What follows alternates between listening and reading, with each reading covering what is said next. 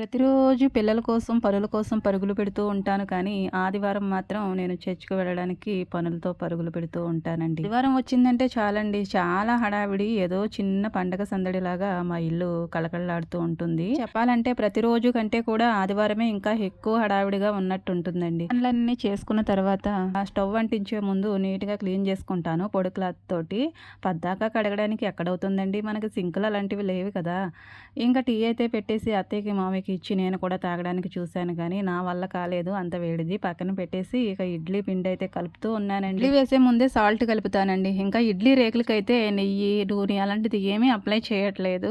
తడి చేసి ఇడ్లీ వేసేస్తున్నాను. చాలా ఈజీగా వస్తుందండి. రాదనుకుంటారు కానీ వేడి మీద తీసేసుకుంటే ఇడ్లీలు చాలా పర్ఫెక్ట్గా వస్తాయి. ఇక ఇడ్లీ వేసిన తర్వాత స్టవ్ అంటించి దాని మీద పెట్టేసి అవి ఉడుకుతూ ఉంటాయి.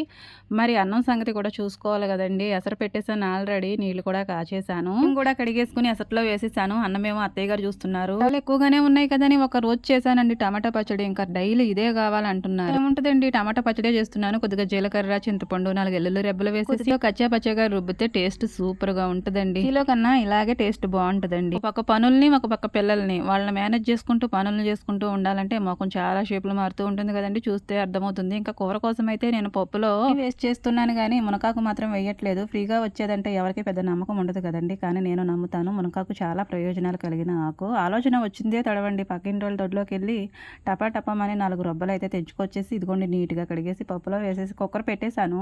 ఇడ్లీ అయితే కంప్లీట్ అయిపోయింది. రేకులే కాబట్టి 2 సార్లు వేయాల్సి వస్తుంది. 2 సార్లు ఇడ్లీ వేయడం అయిపోయిన తర్వాత లాస్ట్లో కొద్దిగా పిండి మిగిలితే మిగలకపోయినా అట్టు మాత్రం వేయాల్సిందేనండి, పిల్లలు ఎవరో ఒకళ్ళు అడుగుతూ ఉంటారనేసి ఒక అట్టేసాను. ఇంకా పప్పు కూడా మెదిపేసుకుని అందులో వేయవలసినవన్నీ వేసేసుకుని మరిగించేసుకుంటున్నాను. తాలింపులు కూడా పక్కన పెట్టేసుకున్నానండి రెడీగాను. తాలింపు కూడా అయిపోయింది. పిల్లలకి, పెద్దవాళ్ళకి టిఫిన్ కూడా పెట్టేశానండి. అన్నీ సర్దేసుకున్నాను. పాలు కూడా కాచేసాను. ఫ్రిడ్జ్లో పెట్టవలసినవి పెట్టేశాను. ఇల్లు మొత్తం సర్దేసుకుని నేను కూడా రెడీ అయిపోయానండి చర్చికి వెళ్ళడానికి.